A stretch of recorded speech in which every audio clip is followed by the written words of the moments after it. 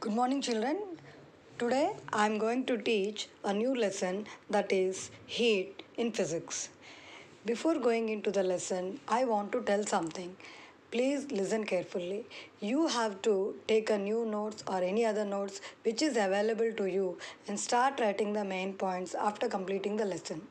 So that I am going to check it after the school reopens.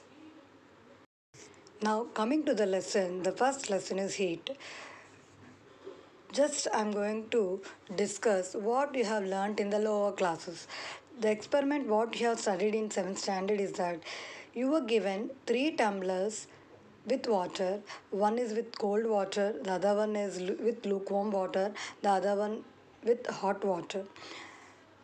So when you immerse your hands in the respective glasses, in the cold water you can immerse your hand very easily, whereas in lukewarm water also you can immerse your hand into it easily. But when you try to keep your hand in your hot water, you cannot do that. So by that we can learn that until and unless if you keep your fingers into the glasses, you cannot understand whether the given glass is cold water or lukewarm water or hot water. So hot and cold are relative terms and heat is a form of energy. So at the end of this lesson, you are going to learn what is heat, what is temperature, and what is thermal equilibrium, a relation between temperature and kinetic energy, what is specific heat, and how this specific heat is used in daily life, that means its applications. Next part is principle of method of mixtures, how this is helpful in day-to-day activities along with some numericals. Next, how to determine a specific heat of a given solid and what are the factors where this specific heat depends on. And next comes evaporation, boiling and condensation with few activities. Next comes humidity, dew and fog. And the last one is you understand about melting and freezing. Before going into the depth of the lesson, let us just discuss few points. Heat is a form of energy, and the large amount of energy ends up as a heat.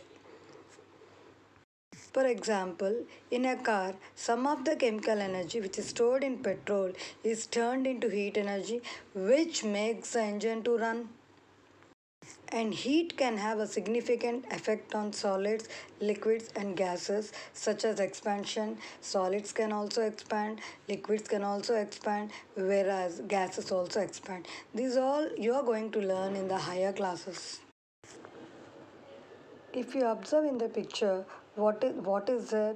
A hot coffee which is at 70 degrees Celsius. Surround its temperature of the environment is 20 degrees Celsius. Here, what you're going to observe here, heat energy that is transmitted from hot cup of coffee to the surrounding air. By this, we can understand that heat always moves from a warmer place to a cooler place. Mama served you a hot Bonvita. If you are supposed to drink immediately, what is the condition there? You are not able to drink because it is too hot. It takes time to come to room temperature. Suppose your mother gave a hot coffee and after 10 to 15 minutes, if you have a cup of coffee, what is the temperature? It will be so cold so that you easily can drink it. So you have to remember that hot objects in a cooler room will cool to room temperature. Here the condition is that hot coffee which is at 70 degrees Celsius is a hot object, whereas when you see the surrounding environment temperature it is 20 degrees Celsius. Here the hot object is coffee, cool object is nothing but surrounding air. Now next one is cold objects in a warmer room will heat up to room temperature. So, what we have to conclude from this is heat is a form of energy which passes from a body at higher temperature to a body at lower temperature. Here, hot coffee is at higher temperature, whereas surrounding air is at 20 degrees Celsius, which is at lower temperature. So, heat flows from hot coffee to the surrounding environment. That is the arrow which is indicating from hot coffee to the surrounding environment. So before going to understand what is temperature, let us discuss one activity. Take a piece of wood and a piece of metal, keep them in a fridge or an ice box.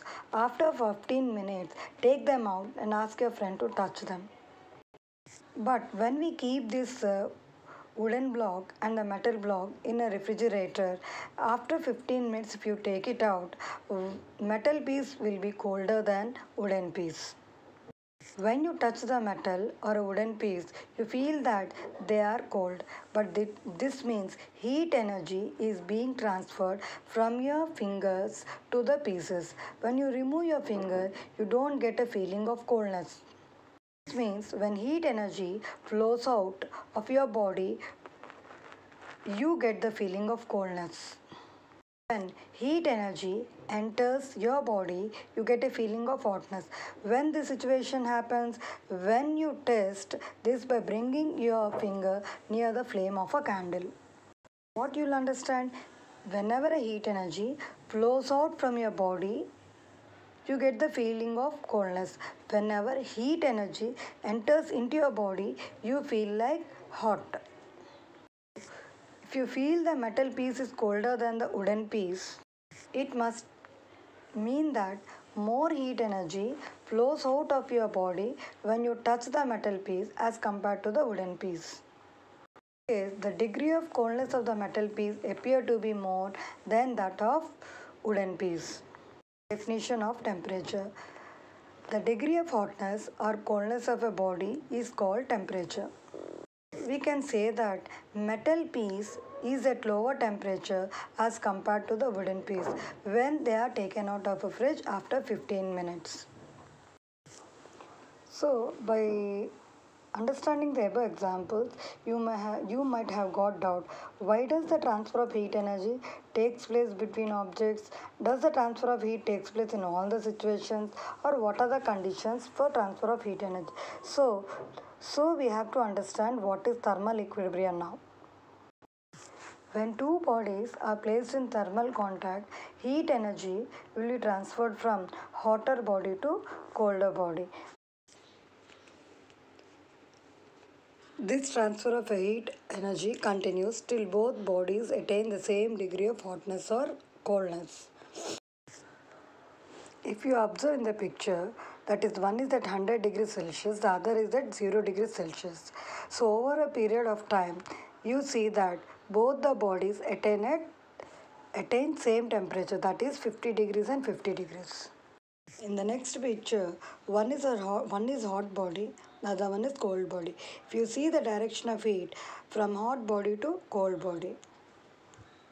The next picture, both are at same temperature, that is 26 degrees Celsius.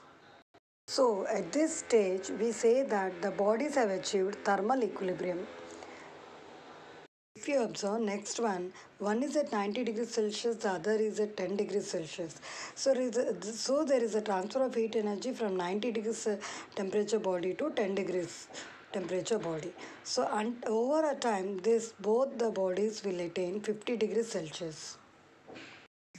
As heat is transferred between objects, hot to cold, until they are all have same temperature.